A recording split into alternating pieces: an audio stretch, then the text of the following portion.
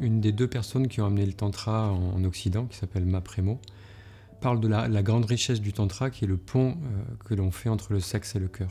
C'est vrai qu'en Occident, voilà, aujourd'hui, le corps, c'est très pauvre l'accès au corps, et du coup est très pauvre aussi l'accès au plaisir et l'autorisation du plaisir. Et le massage tantrique, il ouvre ces espaces-là. Et il les ouvre notamment par la connexion à soi, la conscience de soi, et l'ouverture du cœur et l'ouverture à l'autre. Et c'est pour ça que voilà, tout ce qu'on propose en matière de stage, d'initiation, de formation au massage tantrique s'adresse à... Il y a des couples des fois qui viennent et qui enrichissent leur sexualité dans le couple, mais il y a aussi des gens qui viennent, qui sont en couple de par ailleurs ou qui sont célibataires et donc avec des rencontres peut-être plus éphémères ou des amours plus éphémères.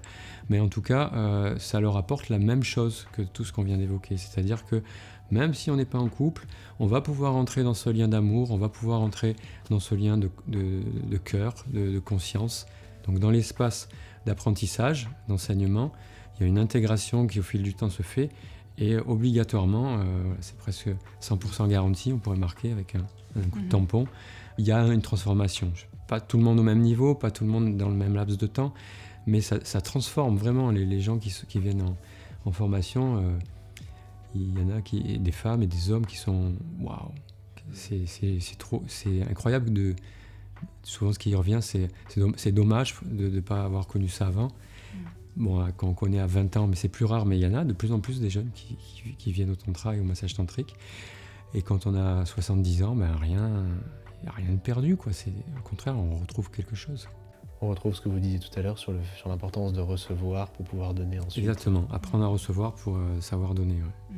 C'est vraiment le royaume de l'extrêmement lent, le tantra. Donc déjà, c'est vrai que dans le quotidien, c'est quand même compliqué d'être dans déjà le lent, c'est pas facile, alors l'extrêmement lent, n'en parlons pas.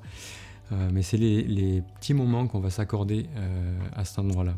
Donc là, il va y avoir vraiment un bienfait, un bien-être sur la relation amoureuse, sur la relation de couple, qui va passer par plein de choses différentes.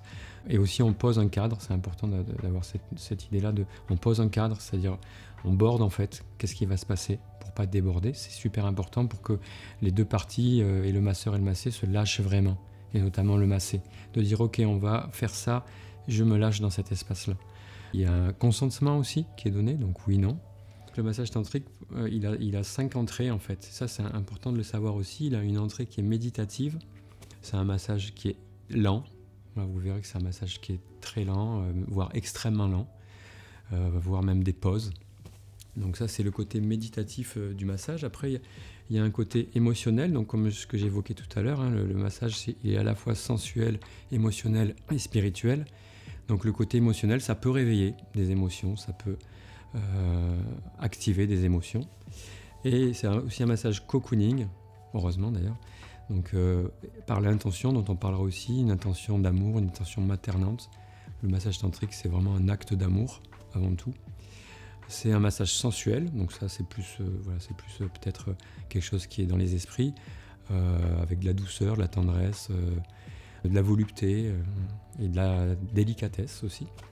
Et puis c'est également un massage énergétique, ça on en a aussi pas mal parlé, encore une fois avec cette histoire de kundalini, d'énergie sexuelle, où on peut être submergé et envahi, et également c'est un massage où on va aller réveiller une certaine énergie sexuelle.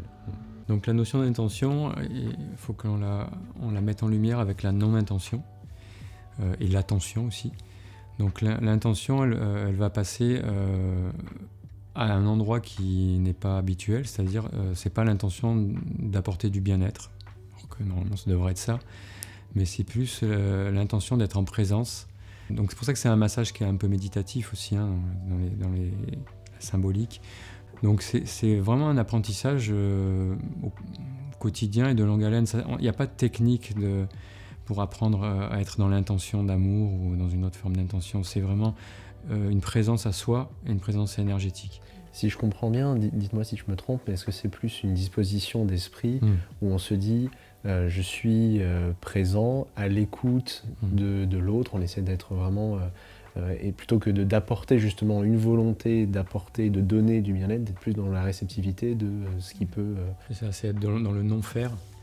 C'est pour ça qu'on parle de non-intention, c'est-à-dire ne pas avoir d'intention de donner du bien-être, être dans le non-faire, même s'il y a des techniques. Plus il y a de techniques, plus on maîtrise des techniques, plus on applique des techniques, et moins on va être dans le non-faire, c'est évident. Hein. Donc oui, c'est plus un état d'esprit et une manière d'être, voilà, d'ouvrir ce qu'on appelle le chakra du cœur, c'est un bien grand mot, mais d'ouvrir son cœur et d'être en pleine attention à l'autre.